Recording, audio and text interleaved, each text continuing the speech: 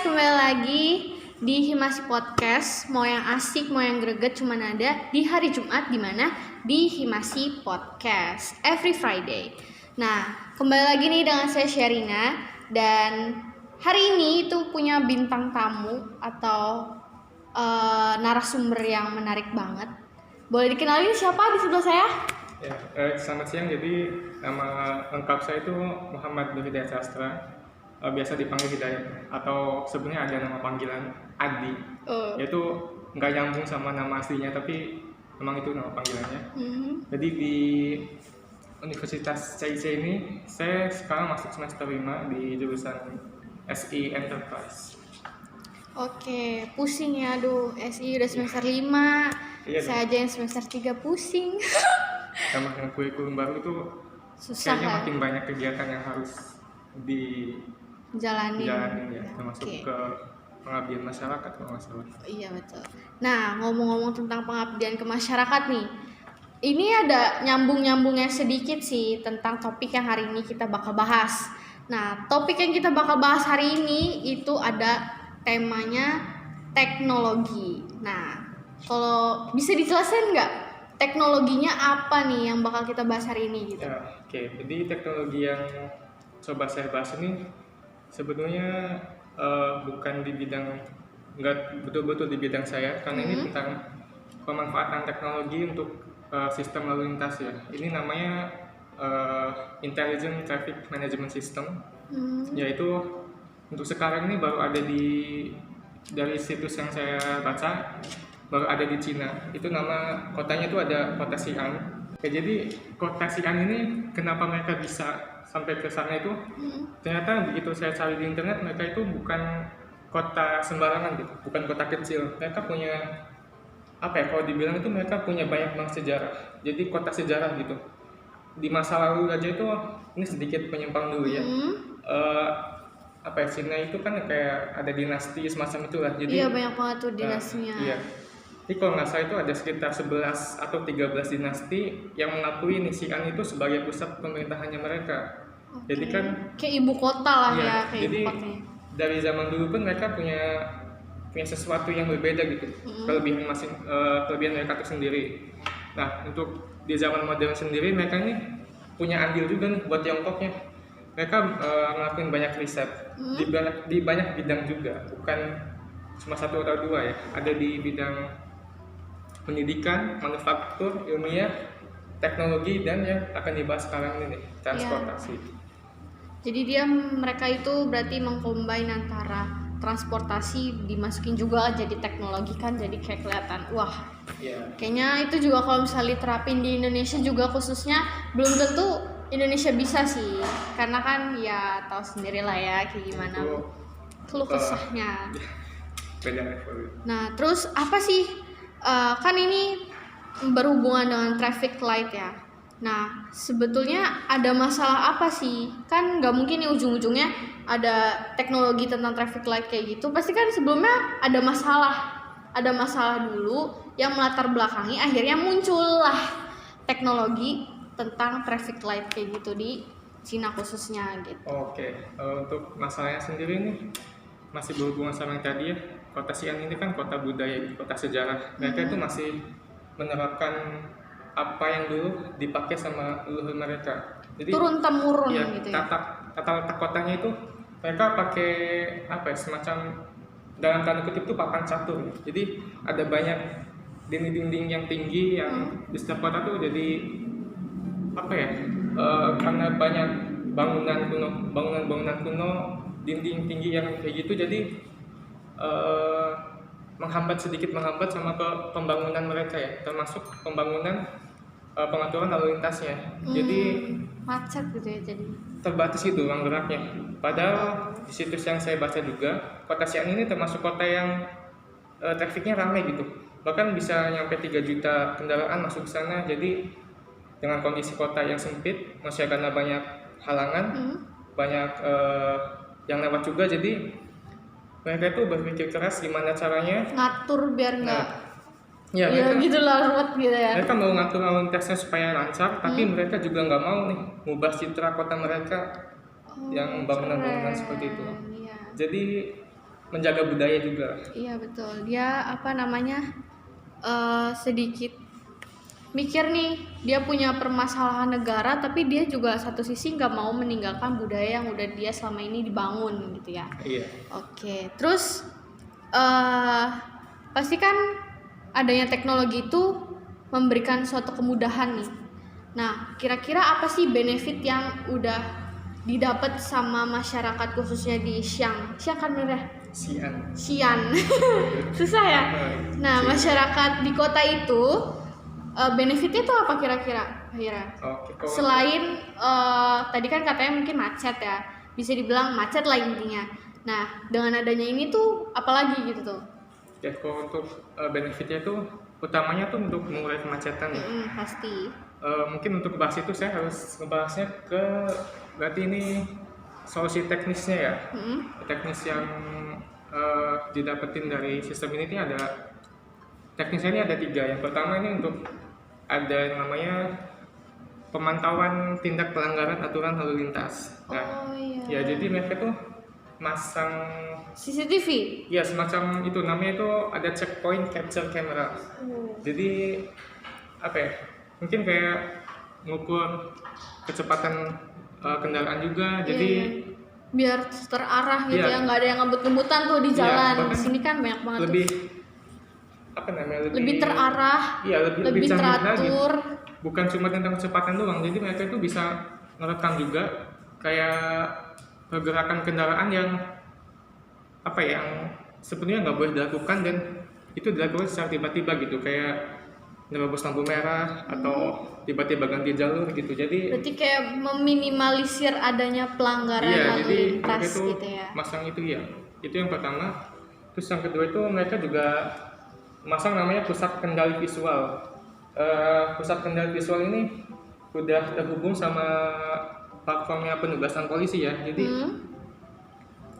untuk visual ini mereka khususkan itu untuk misalkan ada kecelakaan nih, itu langsung nanti kamera itu akan secara otomatis nangkep gambar kalau misalnya itu ada kecelakaan gitu. Dan kalau ada AI-nya di situ, jadi mereka data kecelakaan itu nanti akan direkam, terus akan ngirim sinyal ke petugas polisi yang lagi tugas yang terdekat dari titik kejadian kecelakaan gitu ya, biar bisa langsung ada tindakan awal. Misalkan nih pasti pernah ya order Gojek atau Grab. Iya, sering malah. Setiap kita pesan Gojek itu pasti yang paling deket nih yang makanan dulu kita. Iya, betul. Jadi intinya seperti itulah. Jadi kayak siapa cepat ya, siapa dekat dia langsung nyamper gitu. Ya sama. Bahkan ini lebih dari itu juga ya, mereka punya menerapkan namanya machine learning. Itu udah canggih banget, udah AI. Jadi mereka juga punya sistem buat memprediksi nih, kalau misalkan ada persimpangan mana yang sekiranya itu bakal dilalui banyak kendaraan, dan bahkan mereka tahu bisa memprediksi kapan kemacetan itu akan terjadi. Nah, jadi apa ya, mengantisipasi kemacetan tuh. Jadi sebelum kemacetan itu terjadi, diatasin dulu nih. Iya, petugas polisinya tuh nanti akan dapat notifikasi langsung dan akan langsung ada di tempat. Jadi antisipasi lah namanya. Gak kebayang sih, pasti teratur banget nih dengan adanya teknologi kayak gitu ya. Nah, makanya nih yang manfaatnya itu, jadi manfaat ya, benefit ya.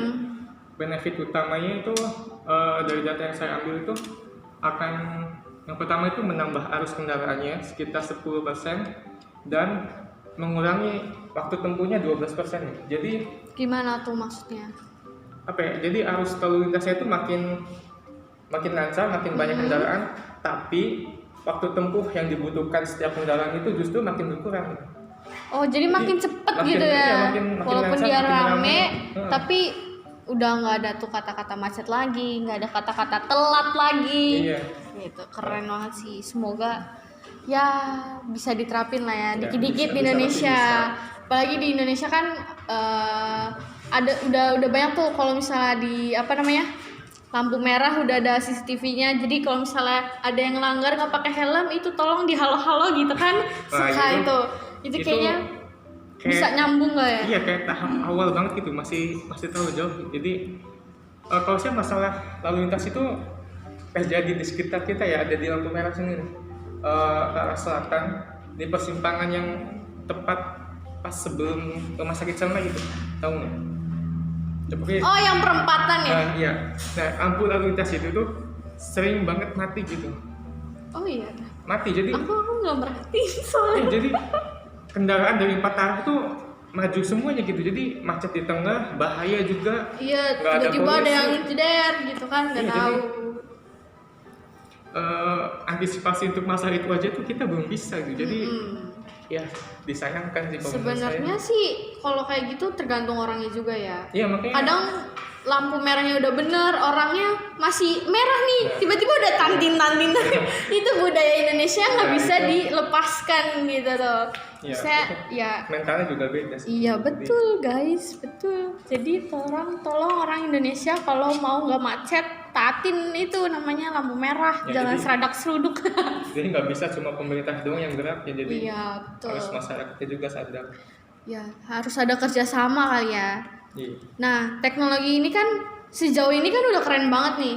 iya. Nah bakal ada dikembangkan lagi nggak untuk lebih keren dan lebih lagi gitu? Untuk teknologi sendiri sebenarnya teknologi apapun saya kira akan selalu ada pengembangan ya. Pasti akan selalu ada masalah baru, jadi harus ada solusi baru juga. Jadi pengembangan itu harus selalu ada. Jadi untuk ya itu untuk antisipasi masalah Pasti kan masalah. baru. Iya, Ini kelas 1 datang lagi, kelas Iya, 1 makanya. datang lagi. Jadi harus lebih dikembangkan lagi. Nah, jadi ya itu lah pasti harus selalu ada pengembangan. betul. Nah, kira-kira nih teknologi ini kan udah bagus banget ya. Bisa nggak sih diterapin di tempat-tempat lain? Gitu. Kalau di tempat lain tuh saya kira mungkin Agak susah iya, ya. teknologi secanggih itu mungkin cuma negara-negara adidaya atau negara yang kekuatannya Yang besar wow gitu. Iya. Mungkin semacam ya kita nggak adil ya kalau ngomongin masalah negara maju kalau nggak nyebutin USA, Iya betul. Jerman. Jadi mungkin ya yang satu level sama Cina lah teknologinya atau bahkan di atasnya. Dan bukan cuma negaranya yang bisa memfasilitasi, Iya. tapi juga masyarakatnya bisa Iya, andil di masyarakatnya dalamnya. juga yang kesadarannya jauh lebih tinggi daripada Indonesia gitu. Iya. Nah, berarti kan khususnya kalau misalnya Indonesia nerapin ini kira-kira masih banyak PR-nya lah ya. Apalagi Iya, khususnya pasti. buat keluarganya. Baru yang traffic light-nya cuman hijau, merah, kuning aja tuh susah gitu buat ayolah nurutin ini sesuai lampunya. Gimana mau nerapinnya segini bagus? Kira-kira kan tadi kita tuh udah bahas ya, maksudnya dibahasnya tuh bisa nggak sih diterapin di luar. Nah, gimana kalau bisa nggak sih kalau teknologi itu diterapin di kota kita gitu? Menurut Mas Hidayat nih, bisa atau enggak sebenarnya? Oke, tadi itu kan saya sudah sempat ngebahas sedikit ya permasalahan lalu lintas di kota Cirebon ini, bahkan deket banget sama lokasi ini. Jadi lihat dari itu aja saya ngerasa kalau untuk kota selevel Cirebon ini kayaknya masih terlampau jauh banget gitu. Mungkin kalaupun mau diterapin di Indonesia itu bahkan kota-kota besar pun mungkin harus kolaborasi juga sama misalkan Iya. kayak peneliti atau ahli dari negara lain gitu. Jadi karena ini kan masalahnya bukan cuma di biaya dan yang lainnya, tapi sumber daya manusianya nih. Iya, terus Yang alat-alatnya utamanya, juga iya. kita sedia atau enggak gitu ya. Makanya kalaupun semisal mau diterapin di Indonesia di kota besar itu mungkin Ada contohnya kali Bandungnya. butuh waktu. Oh iya, kalau di Bandung itu semacam CCTV di lampu lalu lintas Iya, ya. jadi Berarti- kalau misalnya ada yang langgar langsung ketahuan tuh di halo-halo gitu kan, Nah. biar malu gitu. Nah itu kan apa ya, sedikit ada Malu. manajemen lalu lintasnya, tapi masih terlalu apa ya, Jauh kali ya. manual gitu. Jadi ya harus ada operator yang Yang ngeliatin Selalu gitu ya, ini Jadi, siapa yang langgar gitu. nggak otomatis nggak pakai Masih apa butuh namanya? perbaikan Iya, lah kayak intinya dan ya. lainnya. Jadi yang di sini tadi kan itu mereka pakai teknologinya dia otomatis gitu.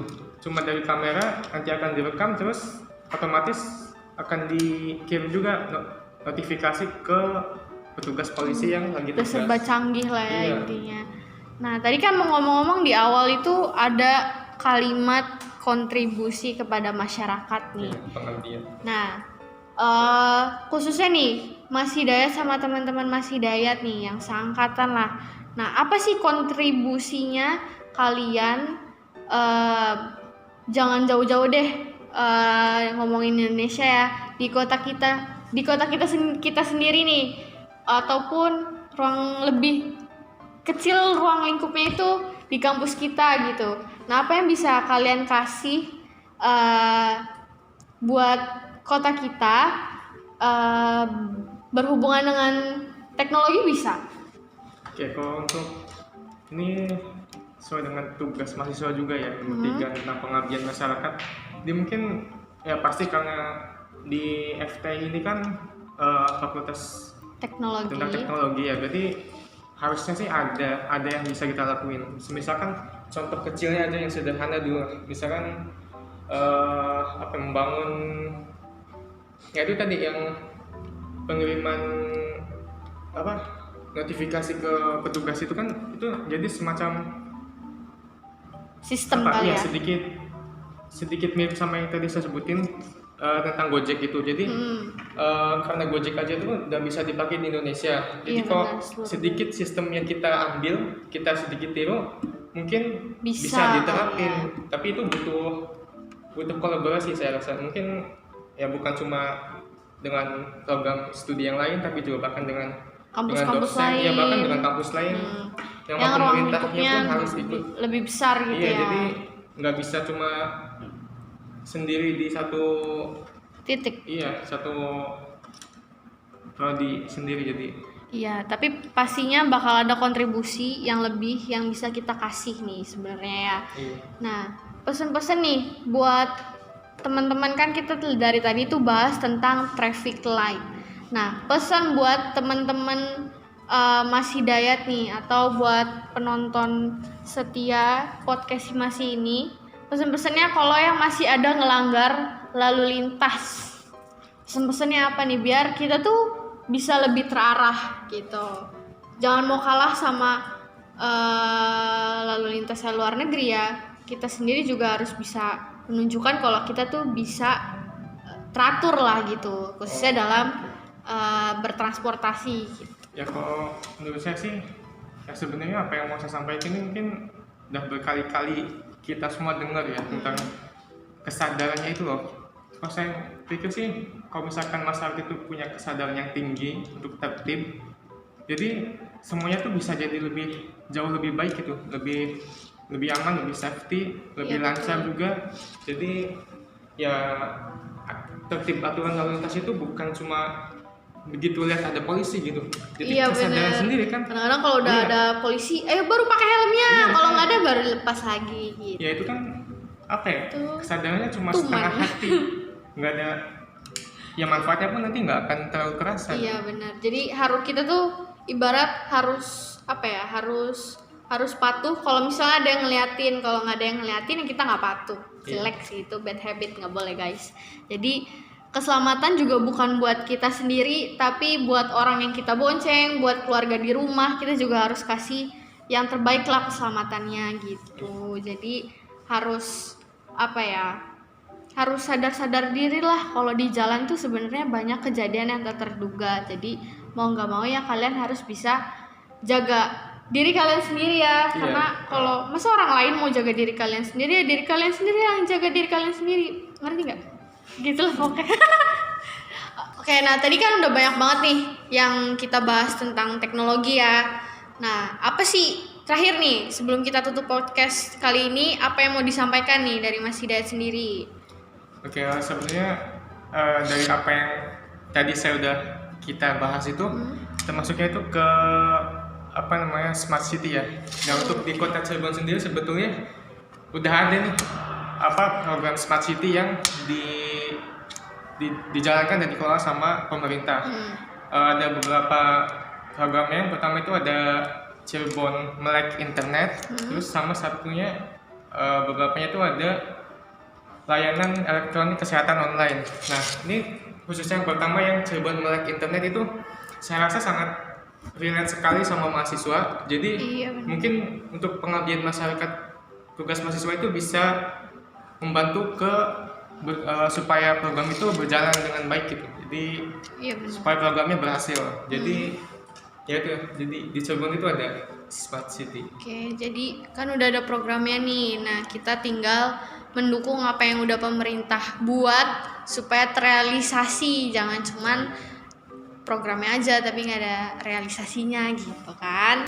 Oke, buat teman-teman mahasiswa nih dan pemuda yang lainnya juga, tadi kan saya sudah sedikit cerita tentang kota Cirebon ini punya Smart City dan salah satu programnya itu tentang melek internet. Nah, jadi ini butuh kesadaran dan dukungan dari masyarakatnya juga nih. Jadi untuk teknologinya, buat yang punya minat di situ, nggak usah mikir terlalu jauh dulu, nggak usah mikir susah atau bagaimanapun, udah jalanin aja dulu, coba, dan pasti kalau belajarnya serius pasti bisa. Dan kita tuh bisa bukan cuma manfaat buat diri sendiri, nanti juga kita bisa membantu pemerintah untuk membangun kota kita ini. Jadi supaya kedepannya itu jadi lebih baik lagi. Ya, jadi itu sedikit yang ingin saya ajak untuk teman-teman semuanya. Terima kasih. Oke teman-teman, sebelum kita pamit undur diri nih, aku mau ingetin bahwa masih punya banyak tema yang bakal kita hadirin di podcast. Jadi jangan sampai kelewatan satu tema pun. Kita bakal ulik terus di podcast Himasi. Jangan lupa juga setiap hari Jumat pantengin aja nih, mau di IG kita, mau di YouTube kita, pokoknya pantengin aja, nanti bakal dapat notifikasi setiap hari Jumat gitu. Oke, saya Sherina. Saya Andrew Hidayat Sastra. Kita pamit undur diri dari podcast hari ini. See you.